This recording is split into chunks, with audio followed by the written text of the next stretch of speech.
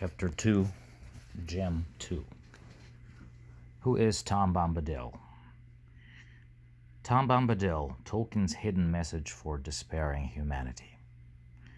After watching the Fellowship of the Ring movie back in 2002, and then reading the book for the first time, I immediately knew why Peter Jackson didn't include Tom Bombadil in the script. He simply doesn't fit the rest of the plot. He seems too silly of a character for a story of such grandeur and style. Someone was singing a song. A deep, glad voice was singing carelessly and happily, but it was singing nonsense. Perplexed as I was about him, I couldn't help but notice that he always speaks in rhyme, or rather sings in rhyme. His every sentence is a song, a stronger song. Old Tom Bombadil is a merry fellow. Bright blue his jacket is, and his boots are yellow. None has ever caught him yet, for Tom he is the master. His songs are stronger songs, and his feet are faster.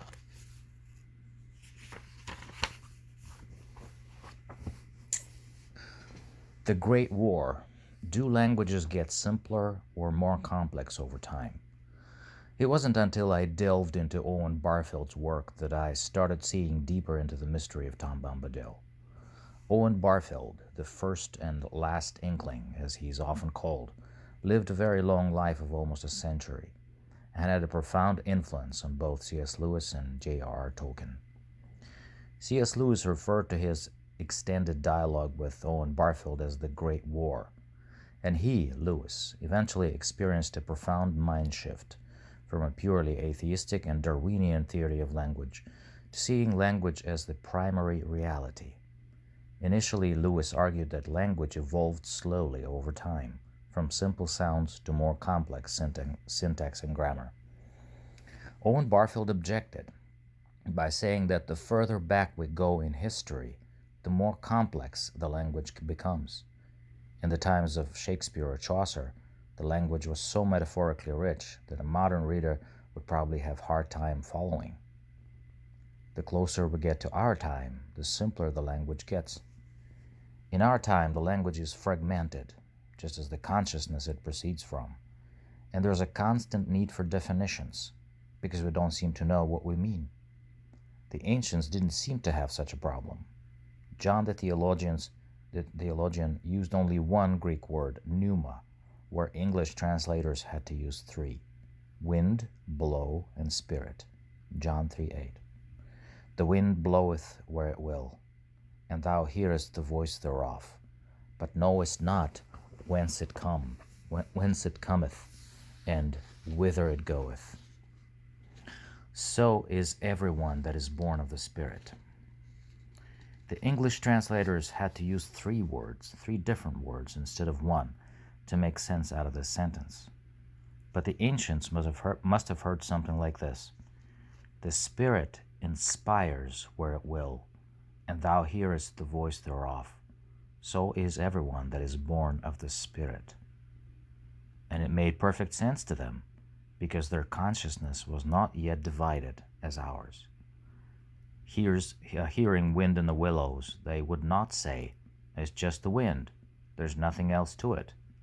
They would simultaneously think three things: it's the wind, it's blowing, the Spirit is breathing. Pneuma, pnei, pneumatos. But these thoughts would not be separate in their minds. It would be just one instant flash of a heart-mind intuition. A distant echo of the pre-Babel language. The Inklings believed in the existence of one proto-language, of which our modern language is but a shadow. C.S. Lewis delved into this literary and philosophical insight in his poem, The Birth of Language. In his imagery, the sun symbolizes Logos, the center of universal meaning, whose burning flings supernal things, like spindrift from his stormy crown. The sun throws intelligible virtues down. Those virtues are the fiery,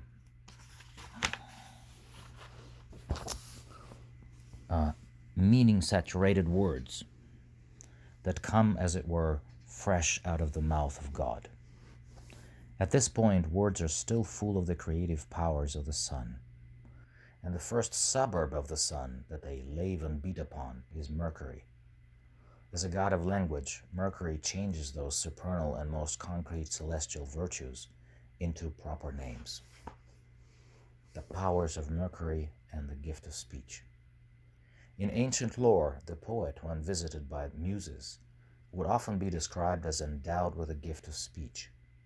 Such a person is able to use words in the most profound way, setting listeners' soul on fire. Those words, or proper names inspired by Mercury, become conduits of the uncreated divine energies which transform and awaken the soul of the listener. The words, each with a distinct taste, churn the sky's abyss. That is, they leave Mercury as proper names, charged with divine energy. But as they go through the cold of night to their next destination, Earth, they gradually lose their churning and heat, their youth and being. They grow in human definitions and lose their divine meaning. Devoid of celestial clarity, they cry out for definitions. But the more definitions they acquire, the less clear they get. They are further dimmed by definitions.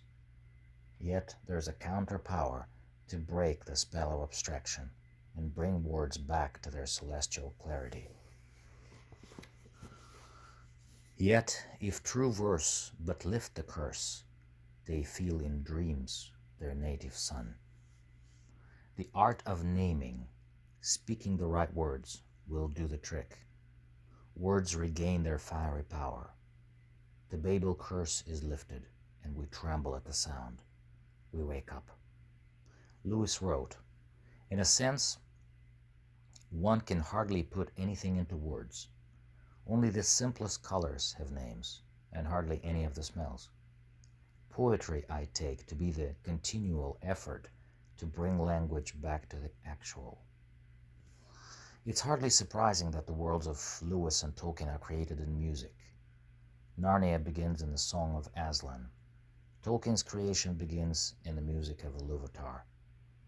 In his 1925 fairy tale, The Silver Trumpet, Owen Barfield forges a wonderful metaphor for the awakening power of sound. The voice of the silver trumpet works miracles. Its magic is described in a way that suggests similar connotations to what Lewis calls the curse-lifting power of the restorative speech. The effect of the silver trumpet on the inhabitants of the mountainy castle was staggering. Its spell-breaking power was so remarkable that it was able to assuage surges of evil in the heart of Princess Gamboy. Its sound was irresistible. It caught people unawares and awakened them to something which words could not express. It was, so to speak, the Mercurian gift of fiery speech in the form of a musical sound. Who is Tom Bombadil? Tom Bombadil seems to be the incarnation of this curse-lifting power of the right speech. "You let them out again, old man Willow," he said. "Go to sleep. Bombadil is talking."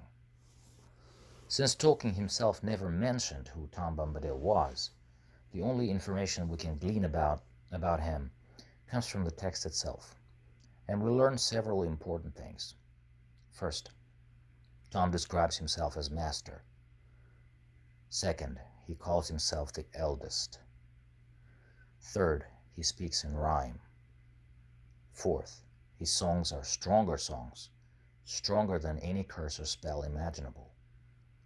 And fifth, he is a jovial character.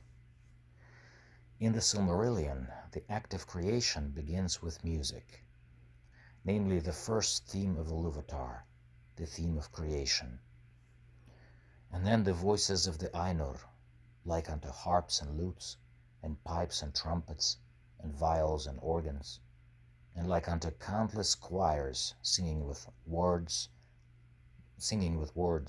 began to fashion the themes of Iluvatar to a great music, and a sound arose of endless interchanging melodies, woven in harmony, that passed beyond hearing into the depths and into the heights, in the places of the dwelling of Iluvatar were filled to overflowing, and the music and the echo of the music went out into the void, and it was not void. In the book of Proverbs 3:22-31, there is a strikingly similar description of what happened in the act of creation, which may shed light on the mystery of Tom Bombadil. The Lord brought me, wisdom, forth as the first of his works, before his deeds of old. I was formed long ages ago, at the very beginning, when the worlds came to be. Then I was constantly at his side. I was filled with delight day after day, rejoicing always in his presence, rejoicing in his whole world and delighting in mankind. The first theme of Iluvatar, the wisdom of creation, is the oldest thing there is. It always rejoices, and by it the princes govern. Proverbs 8:15. Wisdom is the master. Tom Bombadil seems to be the personification of the first theme of Iluvatar, the pure poesis, the song of God, the eternal logos, the pure making. He represents the creative power of the right speech. In the beginning was the Word. John 1:1. Tom is poetry itself. When he talks, things happen. Curses are lifted, spells are broken, shadows dissipate, and we see the mind of Iluvatar peeping from behind the curtain of the world.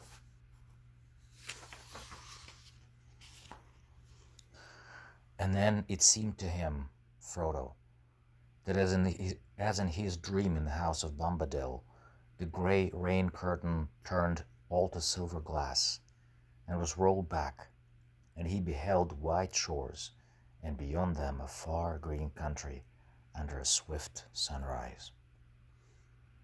God as a circle dance, perichoresis. In the 4th century AD, 3 Cappadocian fathers, St. Gregory of Nyssa, St. Gregory of Nazianzus, and St. Basil of Caesarea, used the Greek word perichoresis to describe the relationship between Father, Son, and Holy Spirit. Literally, the word means circle dance. They saw God as the eternal circular flow of love, eternal dance. Tom Bombadil is always dancing, hopping, and singing. Not only that, he invites the hobbits to join in the dance. Hop along, my little friends, up the withy window. Tom's going on ahead, candles for the candle. And again, hey, come, dairy dole, hop along, my hearties. Hobbits, pawnies all, we're all fond of parties. Now let the fun begin, let us sing together. At this point, Goldberry joins in. Now let the song begin, let us sing together. The graceful moves of Goldberry and Tom's odd caperings don't seem to match. Yet Tolkien says that in some fashion they seem to weave a single dance. Tom's nonsensical songs and caperings may seem like silliness, but it's more a sign of his joviality, kingliness. In this he is akin to Jupiter or Jove. In Roman mythology, Jupiter is the king of the gods, associated among other things with fecundity and triumph over Saturn, the god of the underworld, death. He represented joy, in particular that pleasure and heart ease which come in late spring and early summer, when all vestiges of winter have finally vanished. Planet Narnia, Michael Ward. Is Tom Bombadil Eru Iluvatar? In his kingly joy, Tom is master over wood and dale. No one has caught him yet, not even the ring. The ring has no power over him. Tom is not Eru, but Eru is in Tom. Tom is the song of Eru, before which the shadows flee. Like pre-fall Adam, Tom governs his world by speaking to things, and they obey his bidding. Have you met Tom Bombadil in your life? Do you hear his stronger songs? He lives right here in the heart of the old forest, amid shadows, barrow downs, and the malicious old man willow. And that's where the road leads us, going ever on and on, down from the door where it began.